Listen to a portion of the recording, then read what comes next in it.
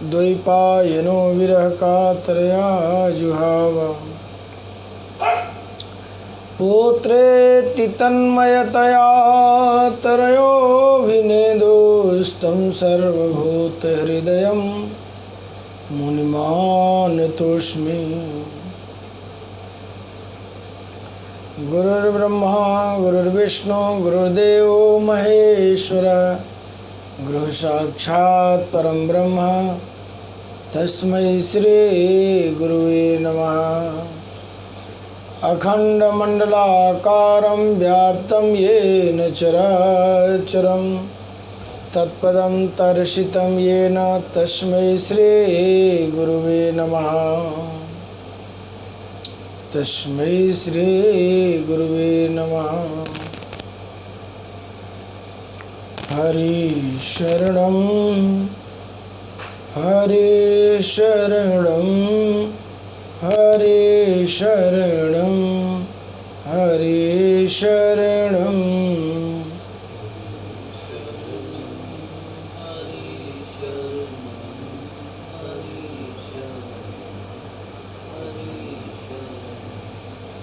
हरि शरणं हरि शरणं हरि शरणं हरि शरणं।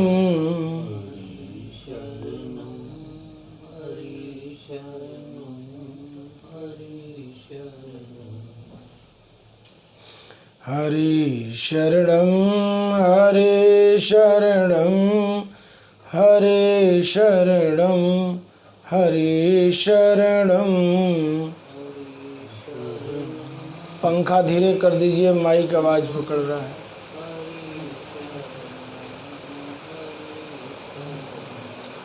हरि शरणं हरि शरणं हरि शरणं हरि शरणं।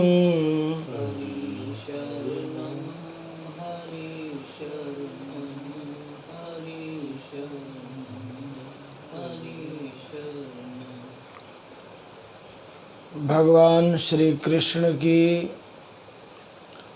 बाल लीलाओं का वर्णन आप श्रवण कर रहे हैं।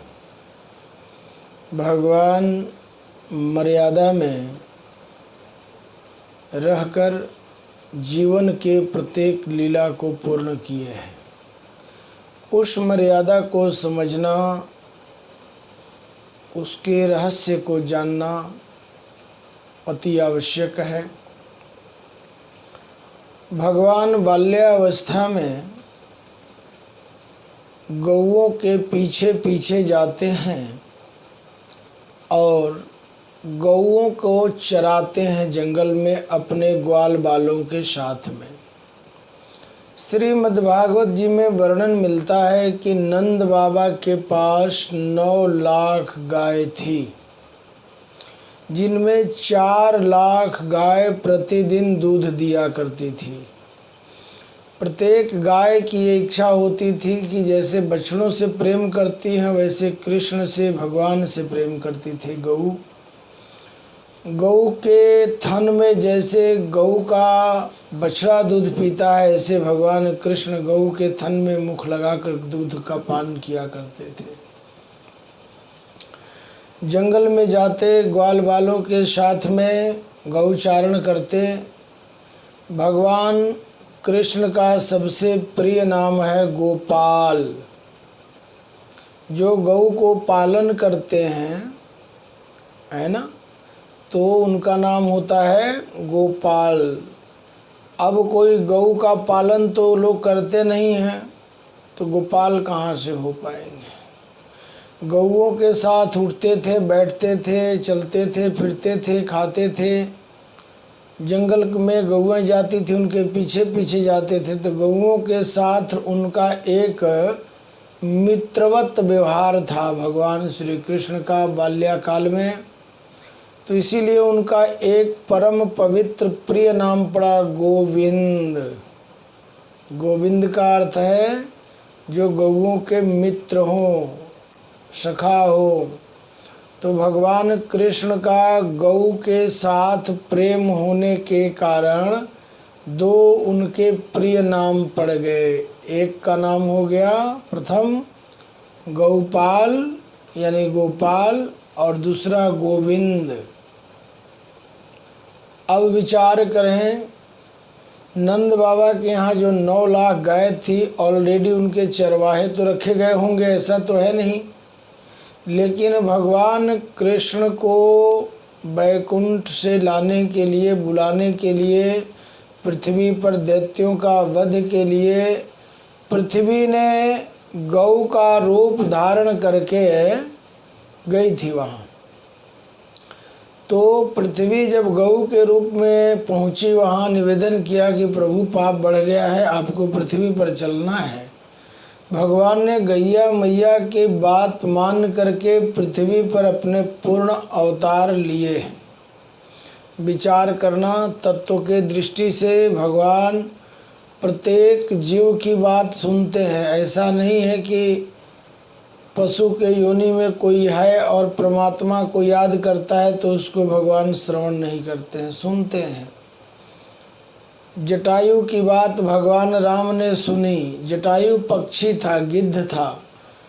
तो कुल मिला करके काकभुसुंडी जी जब कथा करते हैं तो सभी देवता अपने स्वरूप को छोड़कर पक्षी का रूप धारण कर लेते हैं और पक्षी का रूप धारण करके और भगवान की कथा श्रवण करते हैं।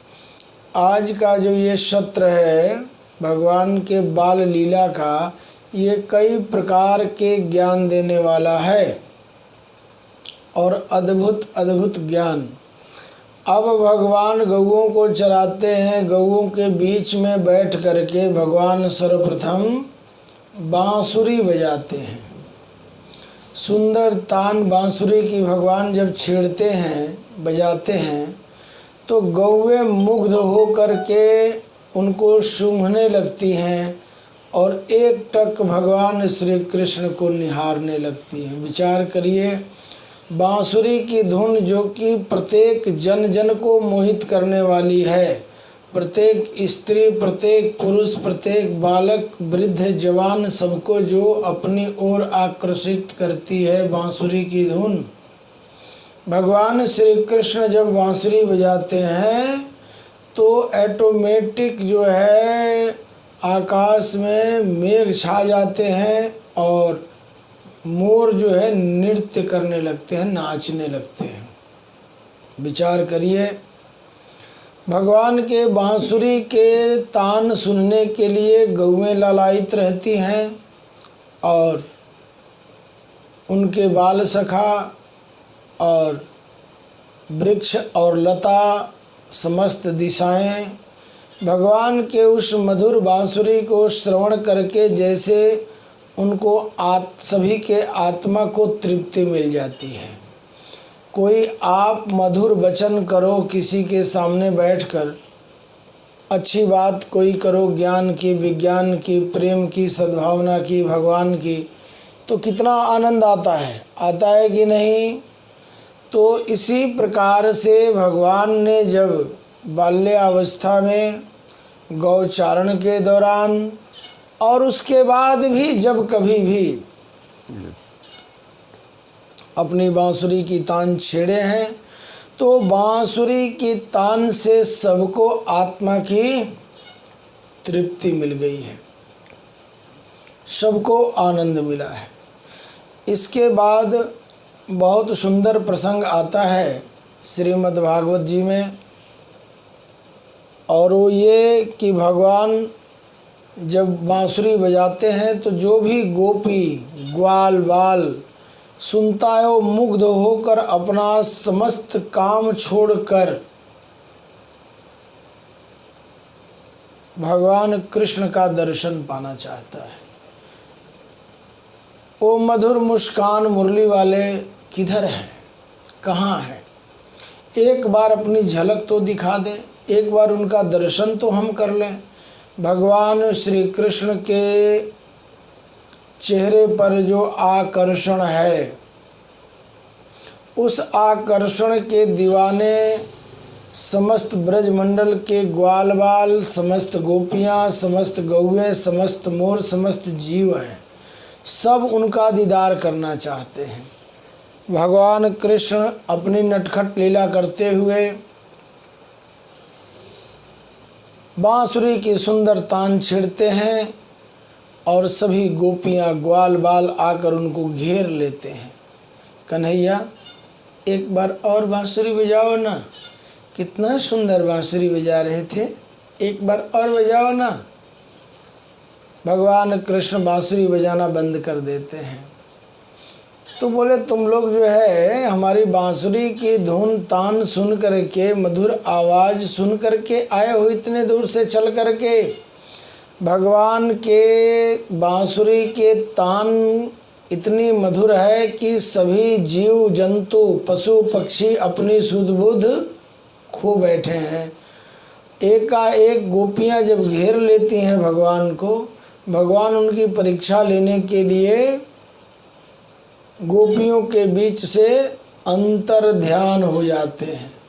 गोपियों को विरह होता है कि अभी हमारे प्राणधन हमारे बीच में थे और हम सबके मध्य सुंदर बांसुरी की तान छेड़ करके और कहाँ चले गए।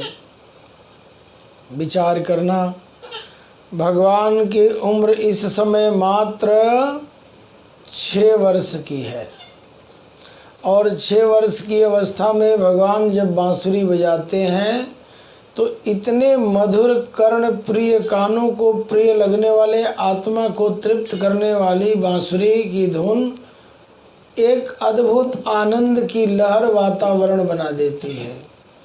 कृष्ण सबके मन के अंदर विराजमान है और बांसुरी की धुन सबको आकर्षित करती है। विचार करना, गोपियाँ जब तड़पने लगती हैं, हाय हाय करने लगती हैं, हमारे प्राणधन कहाँ गए। इतना सुंदर बांसुरी की तान छेड़कर मन को जिन्होंने अपने वशीभूत कर लिया, गुलाम कर लिया हमको, वो कहाँ गायब हो गए। ऐसा चिंतन करके विरह में गोपियों के आँख से आंसू आ जाते हैं। जैसे ही गोपियों के आँख से आंसू आते हैं, भगवान गोपियों के मंडली में मध्य में प्रकट हो जाते हैं। एकाएक प्रकट हो जाते हैं। गोपियों का चेहरा कमल के पुष्प की तरह खिल जाता है और इस कदर खिलता है कि भगवान प्रसन्न होकर के और पुनः सुंदर बांसुरी बजाते हैं और सबको आनंद प्रदान करते हैं। भगवान का प्रत्येक क्रियाकलाप, प्रत्येक कार्य जगत को सुख, जीव को आनंद प्रदान करने के लिए होता है। प्रसंग देखें, आगे बढ़ता है। एक दिन नारद जी का मुलाकात होता है कामदेव से।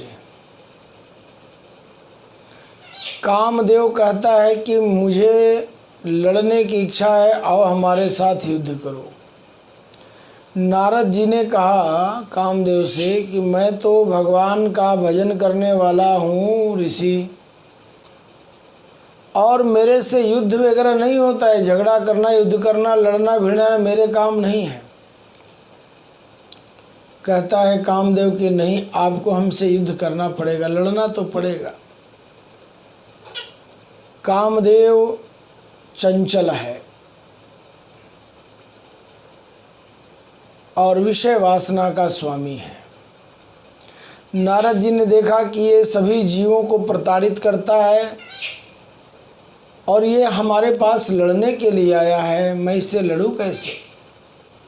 नारद जी एक बहुत सुंदर बात कहते हैं उससे कि देखो, भगवान कृष्ण यमुना किनारे कदम्ब के वृक्ष पर बैठे हुए बांसुरी बजाते हुए तुम्हें मिलेंगे और तुम्हारे युद्ध की इच्छा, लड़ने की जो इच्छा है तुम्हारे अंदर, ये इच्छा वही तुम्हारी पूरी कर सकते हैं। मैं तुम्हारे साथ लड़ नहीं सकता। मैं तुम्हारे साथ लड़ नहीं सकता। विचार करना। नारद जी ने बताया कि जमुना किनारे चले जाओ, संध्या के समय वहाँ पर बाल कृष्ण विराजमान रहते हैं, उनसे तुम अपनी युद्ध की इच्छा प्रकट करना। जब तुम उनसे युद्ध की इच्छा प्रकट करोगे, वही तुम्हारी युद्ध की इच्छा पूरी करेंगे। ऐसा मन में धारण करके जाना कि मुझे युद्ध करना है। नारद जी ने रास्ता बता दिया और कामदेव संध्या के समय यमुना किनारे पहुँचे।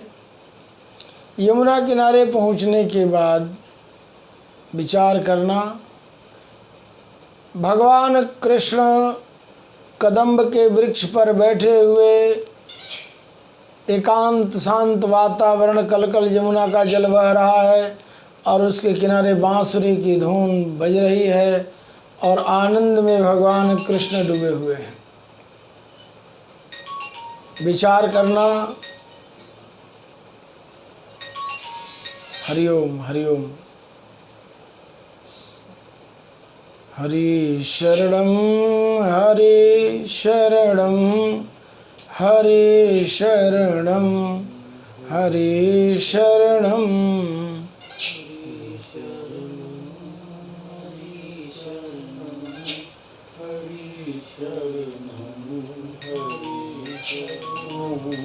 हरि शरणम हरि शरणम हरि शरणम हरि शरणम।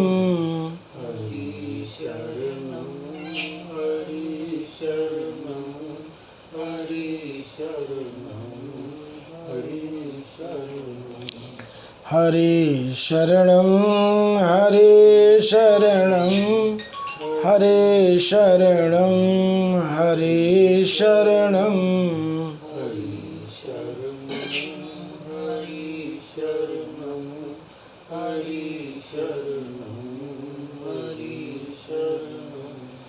हरि शरणम हरि शरणम हरि शरणम हरि शरणम।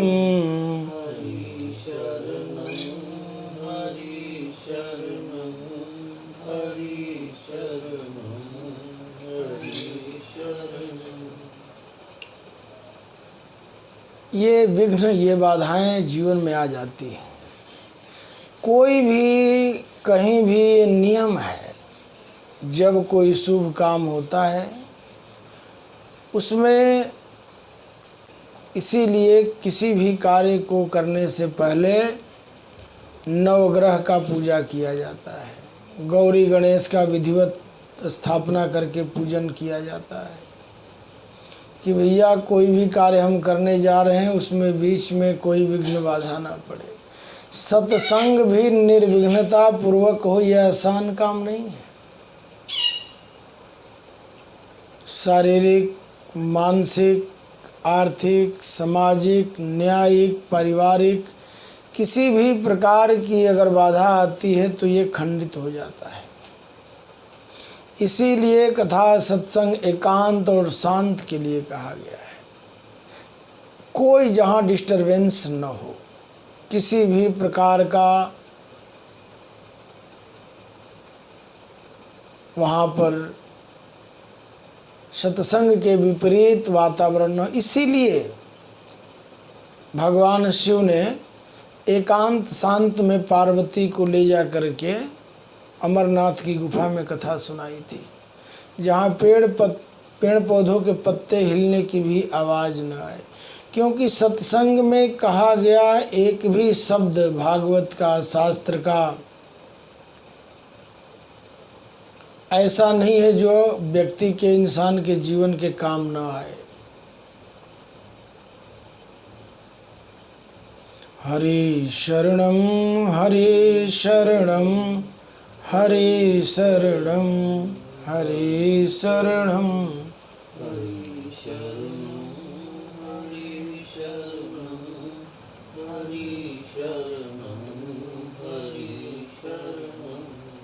ओम। चालू हो गया, उसको फ्लाइट मोड में कर दीजिए, फ्लाइंग मोड में कर दीजिए, फिर बजेगा, फिर दिक्कत होगी।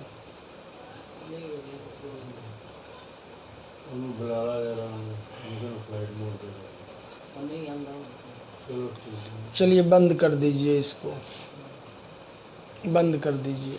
किसको? कैमरा क्यों? कर दीजिए, फिर बीच में आएगा, फिर हम रिकॉर्डिंग हो रही है ना, बंद कर दिए, बंद करिए, बताते हैं ना।